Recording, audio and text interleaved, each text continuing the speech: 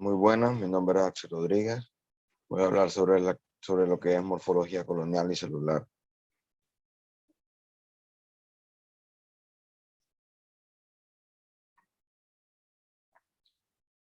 Bien, primero hay que explicar qué es básicamente morfología o qué estudia en sí. Pues esta ciencia es una rama de lo que es prácticamente la biología y trata de describir o explicar cómo está formado dicho organismo, sea vivo o no vivo, cómo está formado por dentro y por fuera, su estructura, cómo está conformada.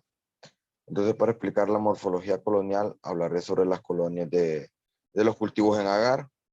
Cuando tienes un cultivo en agar en una caja Petri, siempre es relevante anotar la morfología colonial, es decir, cuántas colonias habían, separarlas de lo que son las bacterias, para facilitar la identificación. En el proceso que hicimos de laboratorio, cuando nos pidieron pues sembrar algún cultivo, entonces teníamos que diferenciar la morfología, es decir, teníamos que saber cuáles eran las colonias y de qué forma. Como dice acá, generalmente se reporta la morfología colonial tal como uno la percibe. Por ejemplo, habían colonias de que las veíamos algo redonda o con su contorno asierrado, algo así, quizás el colores claros o colores oscuros. Entonces, se percibe tal como uno la tiene ahí enfrente. Este es un ejemplo sobre lo que es la morfología colonial. Es un bacillus, la imagen que está ahí es una placa Petri de un cultivo de bacillus.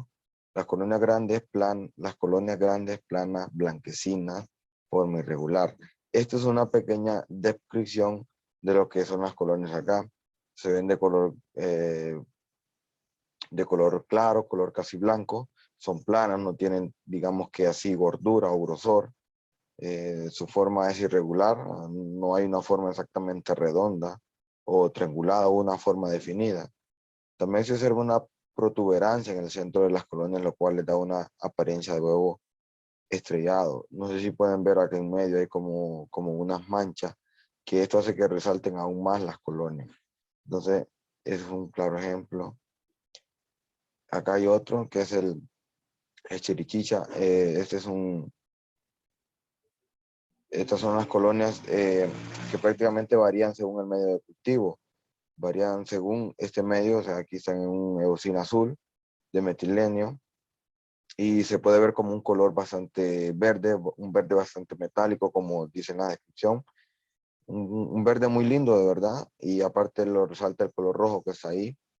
En la imagen que las colonias tienen en demasía una coloración verde, metálico, lo cual es característico de colia, aunque hay otras bacterias que logran producir este color. Entonces este color es muy escaso, esto va a depender del cultivo que tengamos. Ahora paso a la morfología celular.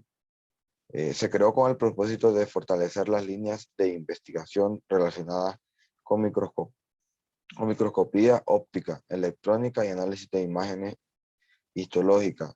Se crea prácticamente para entender cómo está formada la célula, cómo estamos formados nosotros, los humanos, los animales, las plantas, los hongos, las bacterias, y todos esos organismos vivos, el humano los ha estudiado, pero no sabíamos cómo estaban conformados, cómo estaban estereotipados, podría decir. Entonces, esta morfología sirve para eso, para saber cómo ha ido avanzando su desarrollo, cómo ha ido avanzando su estructura molecular.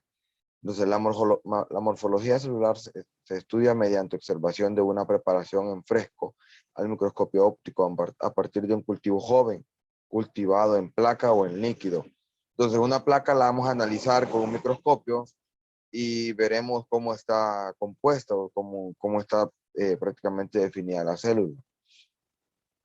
En esta observación permite determinar no solo la forma, sino el tamaño de la célula. La morfología de la célula procariota. Estos son organismos unicelulares que pertenecen a los dominios bacteria y arquea. Las células procariontes son mucho más pequeñas que las eucariotas. No tienen núcleo y tampoco organelos.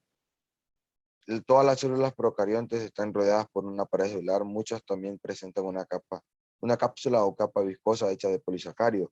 Estas células procariotas pues son bastante definidas porque no tienen un núcleo. Y entonces su pared celular, como dice acá, está rodeada por lo que son perdón, la célula está rodeada por lo que es una pared celular. Y también presenta una cápsula o capa viscosa que está hecha de polisacáridos, que es donde está el ADN. El ADN está regado. Entonces esto hace que esa capa sea como viscosa, algo así.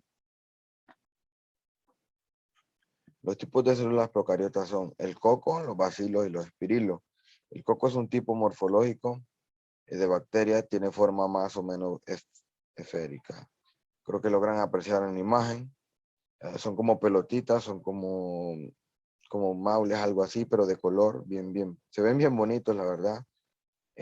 Los bacilos son ya forma de bastón, algo estirados, algo casi derechos. Y los espirilos, pues su palabra lo dice, no son como espirales, son como anillos, como colochitos, algo así. Son bacterias flageladas de forma helicoidal o de espiral, que se desplazan en medio viscoso avanzando en tornillos, como gusanitos, algo más o menos así. Luego voy con las partes de la célula procariota.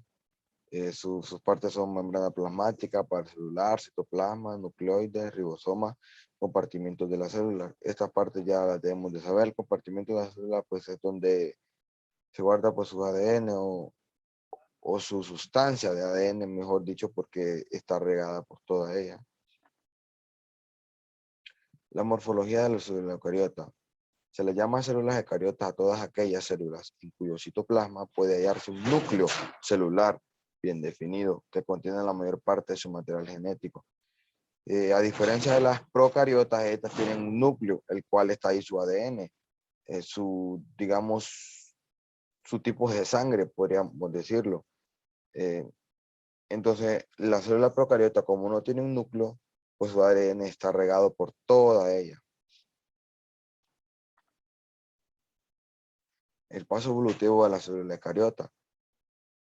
Pues las eucariotas significó el gran salto en complejidad de la vida y el más importante después del origen de la vida. Sin la complejidad que adquirieron las células eucariotas no habrían sido posibles ulteriores pasos como la aparición de los organismos pluricelulares. Como podemos saber, pues los procariotas no están más allá de las arqueas o las bacterias. Y las eucariotas pues están los animales, los hongos, las plantas. Entonces, imagínense, si no hubiese existido la célula eucariota, creo que no estaríamos aquí, no estaríamos dentro del reino de animales, no estarían las plantas, los hongos. Entonces, sin el paso de esta célula, que es un poquito más reciente, tampoco exagerado, pero sí más reciente que la procariota, pues nota un gran avance, ya que crear la vida probablemente se habría limitado. Ahora voy con lo que son las partes de la célula eucariota. Membrana celular, pared celular, núcleo, ribosoma y citoplasma. La célula eucariota pues tiene dos células, mejor dicho, la animal y la vegetal. Ambas cuentan con las mismas partes, con un núcleo bien definido. Y eso fue todo, así que gracias por su atención.